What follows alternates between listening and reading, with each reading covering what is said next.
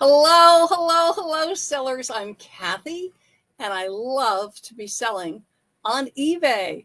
Come on in. We are going to be discussing the eBay seller dashboard. I've been getting a lot of messages on this, so I'm like, you know what? I'm going to go live, and I'm going to help you out with some of the great data that's in the dashboard that you can look at to help you. And this is my top tip, my top data from the seller dashboard that I love to look at. I look at this for my private clients. When I'm working with my membership, I point this out to them. So I'm going to be sharing this with you too. So come on in. Let me know that you can hear me. Also, I'd love to know where you are. So let me know, are you Montana, Wyoming, California, Florida? Sellers, hello, and tell me where in the United States or the world you are. I'm in New York City. So come on in and let me know. First of all, welcome if you're joining me on my Facebook business page. I love to be selling. For those of you that are watching me on my YouTube, thank you. Kathy Terrill, I love to be selling, and do hit subscribe. I so appreciate it. And that way too, you get notified when I upload new videos for you. And those of you that download my podcast, I very much appreciate it. Kathy Terrill, I love to be selling. So there's an enormous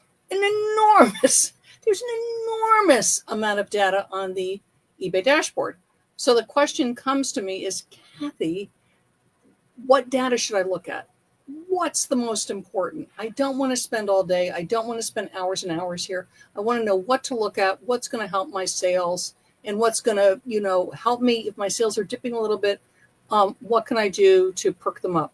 So first of all, you do have data in the app because I checked this.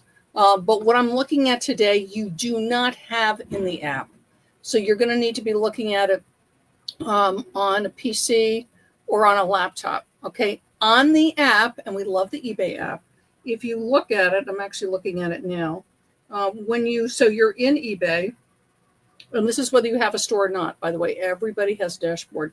You go to my eBay, and what you're going to want to go to is selling. And when you go to selling, you're going to want to, it says jump to research. That is product research. It used to be called Therapy. Very good information. It also says performance. So tap performance. So this is in the app. It lets you know impressions, listing views, quantity sold, click through. It's primarily about sales. And it's going to give you sales today, 7 days, 30 days, 90 days, and then you can do custom. Okay. So it's about sales. It's completely about sales, and it's only letting you go. It's letting you go back 7, 30, 90 custom. Okay. What I'm interested in, and this is what I wanted to show you. So a lot of times when you log into Seller Hub and you'll look at your sales, it's going to show you, and hang on, let me just take a look at mine so I can tell you exactly what it looks like. And you can look at yours while I'm chatting, and you'll see what I'm talking about. So when you look at Seller Hub and you go to overview, okay, I'm on a PC. And what you're going to see is sales, charts for sales data across 31 days. So it's going to be a 31-day count back from whatever. So today is March 4th. It's going to be 30 days back. Okay. So it's comparing March to February, right? If we're in April, it's good. So it's going to compare the current month or the current time period to the previous time period. That's, in my opinion, that's not the best. Okay. Because for instance, December, you might have a huge surge because of holiday sales. And then you're in January, and it's going to compare your January to your December. Now, for a lot of sellers, they do really well in January. But then you're going to go to February, and there might be a dip. So what I like to do with sales, and I'm glad to see it. So it's good to log in, and it's good to get a snapshot, sort of like, well, how am I doing? Are my sales up compared to last week, down compared to last week? And then I can make choices. Do I need to list more? Do I need to go in and optimize my listings? What can I do to help my numbers?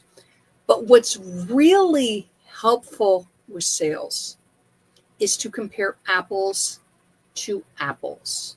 And it takes a little bit of work to do this, but it is well worth it. And this is how you do it. It's also a little bit of work. Thank you, eBay. A little bit of digging, but it can be done. So what you're going to do is back to Seller Hub, and you have tabs across the top. The tabs are Overview, Orders, Listings, Marketing, Advertising, Store, Performance. Okay? And you're going to hover over Performance. You're going to see Summary, Seller Level, Sales, Traffic, Service Metrics. eBay gives us a lot of data. Sales, right? We are salespeople. We are selling on eBay. I mean, the other stuff's good to dig into, and there's reasons to do it. And if you want information on that, you're welcome to message me. You're welcome to email me. I love to be selling at gmail.com. But what we're looking at is sales. How are my sales?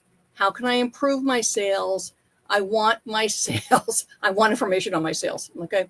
So when you do that, and you're going to scroll down to Performance, again, what it's doing with that, very similar to the little snapshot you get in Seller Hub, it's comparing the last 31 days. And so today's March 4th. So it's going to compare my February 2nd to March 4th to the previous 30 days. So I'm comparing again, March to February, February to January. And again, like I said, it's not really fair. You know, it'd be like comparing your Easter sales to your Valentine's Day sales. I mean, you might want to do that depending on what you sell. But what I like to do is I want to compare my February, March sales of this year to last year, same time period. That's what's really going to help you. Okay.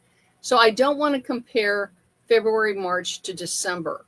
Or February, you might, again, depending on what you sell, but it would be unlikely. Well, to get a true sense of how your sales are doing is to compare this time period to the same time period last year. Okay. How do I do this? Easily, right? Right. So what you're going to do is, again, back to Performance, and it'll say Sales. And that's a drop-down menu. Okay, this month, last month, this quarter, this year, you have a bunch of stuff. Okay, and we're going to do last 31 compared to custom. Okay, and again, if you want to play around with this, you're welcome to. But what I want to do is to compare my February, March 2025 to February, March 2024. It gives you a drop-down calendar. So all I'm going to do is just punch in the numbers. And then what you do is there's a blue button and you generate the report. So now what you're doing is you're comparing your February, March of this year to last year. And it'll give you the total sales. It gives you your net sales. And you're comparing the two periods so that you can compare how you did, whether you're up or down, okay?